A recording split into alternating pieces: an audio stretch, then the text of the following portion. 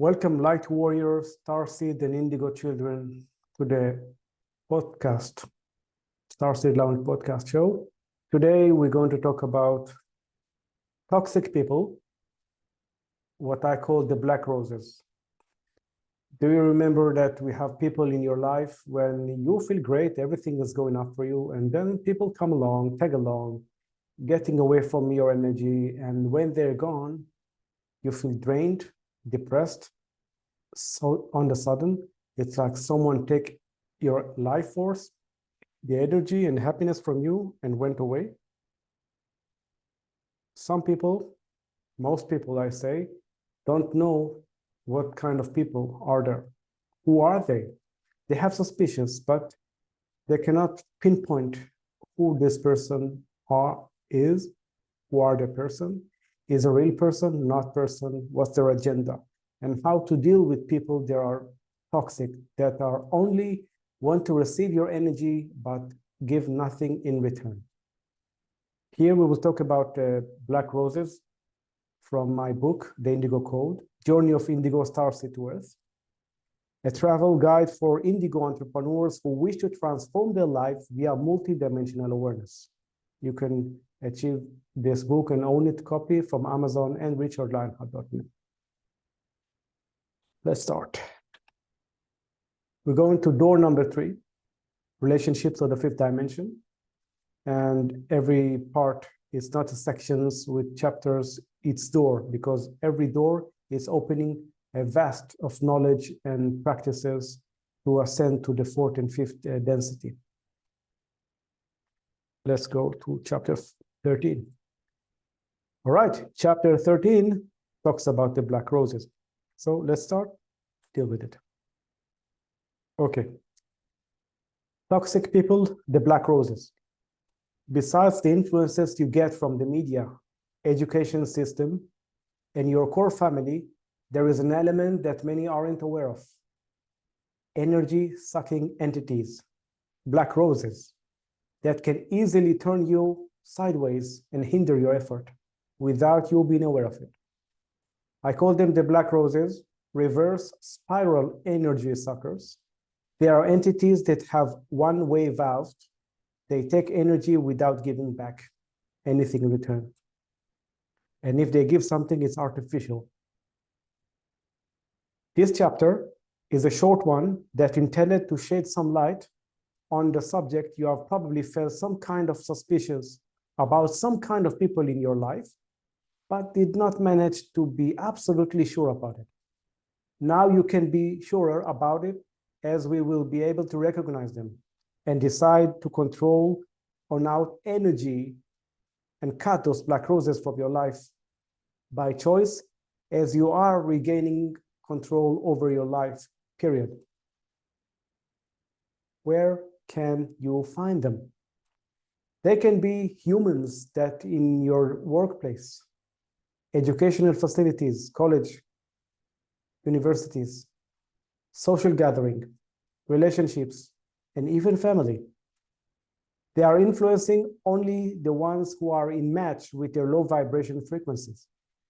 They cannot influence enlightened beings who are aligned with the source of creation. It's a law. How can you know if you are around them? Do you remember times when you are focused, vital, and energized one day? You met with some people as a part of your daily routine, and when you got home, you felt drained without any logic reason to it. What the fuck just happened? Not only that, it happened too many times. The reasons of why it's happening to you, first and foremost, your point of awareness is set to upstream mode. So you are now susceptible for any kind of low vibration influences as a magnet doing a thing. See door number 1 for more details about vibrations. Second, you are emotionally involved with those kind of people, so it's hard for you to analyze the situation and take actions that will be better for you. One of the most important aspects of creating long-lasting change in your life is to monitor your social circle, the people you hang out with, who you learn and follow, etc. Third, you have a need to save the world and save other people's and feel sorry for them. You are operating from the perspective of lack, broken, who needs to be fixed or saved. You're practically acting as a Captain Save-A-Ho. Let's move straight into action plan, starting with a checklist of analyzing suspicious people in your life. Note that it's important to cut ties with those people if you can, but if it's too hard for you, we will see how you can deal with them as well. The Black Roses, the checklist, its action plan, is also accompanied with the Indigo Code workbook that can be downloaded from the website and printed out. As you can see, all the action plans from the book can be filled and followed fully, as you can see here. So let's start. Make list of suspicious people in your life. 2, apply the checklist upon them honestly. 3, make sure to notice your emotions in all those moments you have been around them. 4, if that person is a Black Rose positive, you can cut ties with him or her, removing influences that hinders you rather than choosing ones that support you. 5, write down what kind of people you wish to have in your life that can benefit from, as they can benefit from you in prosperous connection. So let's start. Here you have the attributes, and then you can say yes or no. Name of the person. Do you feel good prior to the meeting? Does this person contact you only when you feel good, as he, she have a sixth sense? Is there an imbalance in give-receive between you and that person 90% of the time? Does he, she uses your stuff without any permissions, regardless of your warnings? Does he takes money and not giving back? When that person has issues, he calls you for a long haul talk. But when you're in need, the conversation lasts only minutes. If you're a man, she can offer you to join dinner, but you will buy everything, cook, clean, and she will give you a kiss on the cheek at most. This person pours cold water each time you share your vision, passion, or outside of the box insights. Do you get sick or dizzy days after the encounter with him or her? When you aren't near that person, you feel happy, vital, and refreshed. They are with you for better or worse. Oh, skip the worst part. Around them, you feel anger, sadness, depression, emotional turbulences. Prior to encounter Black Roses, do you feel downstream or upstream mode? Because if you feel down and depressed before meeting them, it's probably not the other person, it's you. If you feel great and then the energy sucks away, you need to know that this person is the energy sucker, but you left your guards down. You let it happen to you. And how about during and after? Before, how do you feel? During, how do you feel? And after, how do you feel? That will give you more indication, more measurable indication if that really other person have involved. Do you perceive someone believes to receive more than give less? Sometimes it's happened to many Black Roses, in Starseeds, they give too much, too soon, and the other person just can't handle it.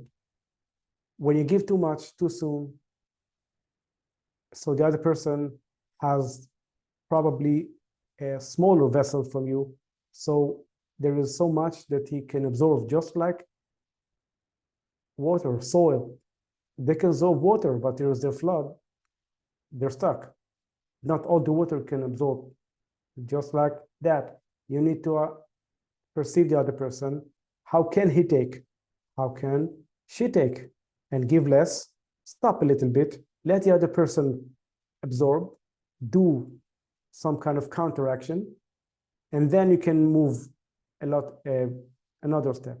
Especially with men and women, they give too much too soon. Command respect.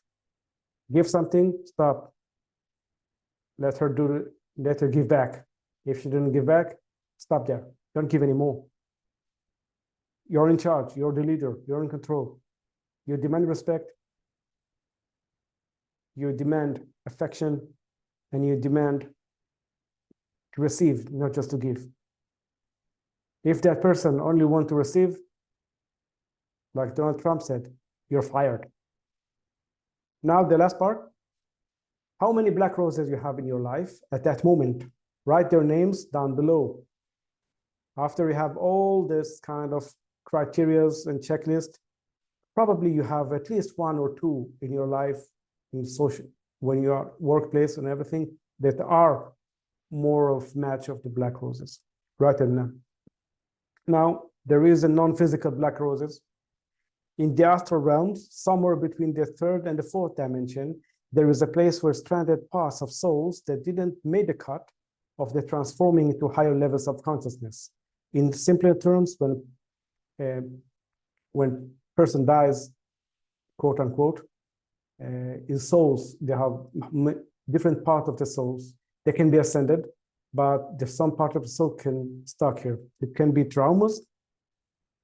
Let's say that people have died very traumatically, very on the sudden. So the part of the soul still thinks that she is alive. So they're in constant loop of between third and fourth, the stranded souls. Also, the demons in the ancient scriptures and religions are the black roses. So let's keep moving. So they often seeking a vessel with emotional body so that they can feed off in hope for redemption. Some can have attached via demonic possession or a human in state depression, coma, etc. This kind of black roses soul, they can be stuck in your aura if you are very down, because your aura is very shrinked. They have a lot of opening in the aura, your light body, and they can suck in like parasites and suck your energy every time within them. So there is a way to heal that and close this gap. While you're in constant vibrational alignment, your frequency is totally different from those low vibration entities. So you cannot attract people of low vibrations if you are constantly monitoring your emotions and thoughts in a state of consciousness and awareness, and make sure that most of the time you're good to go. These people they won't even be near you, they won't be even attracted to you. So now here we got 3 case studies that we will go read about 2 of them, give you more of insights about a more vivid example of what I'm talking about right here. So Danny and Leah, they're roommates. For several years, Danny had the roommates in his apartment. In the beginning, she borrowed $800, in which she did not return until February 2020. More on that later on. Leah is a pole dancer in her professions with lack of financial discipline, but she's still bringing every night another man to keep her happy for one night stand. She was a 3 or 4, promiscuous woman. Then he was a pleaser, a beta male who let her take advantage of him. As he began to share his relationship with her, I soon realized she's a classic black rose. As Danny grew stronger in the mental and spiritual mindset, he began to see what I've been seeing all along. During 2-year span, he transformed into alpha sigma male. That means declining every offer she suggested unless she's giving value in return. He learned to command it, respect, and the value in return. Every day, reminder of the debt until she could not longer bear it and paid it back. Then he felt around Leah's symptoms, drained, tired, angry, used and abused. Sucker for a punch, unbalanced. He was Dr. Phil, giving much, but not getting anything in return. So I've introduced him to the concept of black roses to Danny and gave him a plan to make that work based on the action that I showed you before, to filter every person in his life and to see who is draining him. He found Leah and another person at work, the colleagues. That step is alongside with taking care of his own vibrational alignment, going to the gym, dress nice, work on his tonality and voice, be more assertive. So as for the year 2020, Danny is capable of recognizing what kind of people he wants and needs in his life. And if there are ones who fails to align with his new frequency, they're fired. The second one, which I will not read, this is about two girls that have romantic interaction with them, another classic of Black Roses. I've met both of them, and it took me about 9 seconds to know that she's a Black Rose. When you know, you know. So this is about the second part, and I will read the last one. 3.5 case study, the fear of being taken for granted. Okay, Alan is a restaurant manager for 2 years. He contacted me as he's having hard times with his staff. We talked for a few minutes when I've established that he lost the locker room. The employees took him for granted. Some didn't recognize his authority. Another few minutes went by as I realized that he has a black rose in his staff, a bad apple. Every shift schedule was addressed with resistance, even if he took in consideration the request. The other side was to analyze Alan himself, as in any scenario, both parties are co-creators of that event.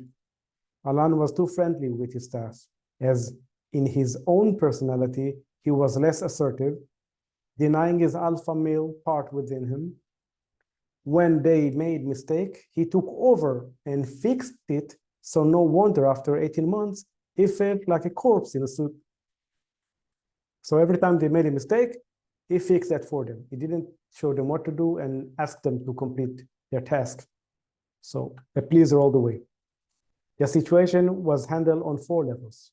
1, Alan brought another employees while giving the team the sense that he's not afraid to make changes, rock the boat. 2, the black rose of his staff was fired immediately. 3, Alan took the path of being more of a manager as he needed to reach the golden ratio of manager-partner teamwork. As Alan has a dream to become his own boss, he needed to understand that when an employee isn't aligned with the organization vision and mission and even cause damages, he or she is gone. Today, not tomorrow. 4, Alan made bi-weekly meeting with his staff. I've created a protocol for him to use. Sorry, with opening the meeting of what has been improved and what needed attention.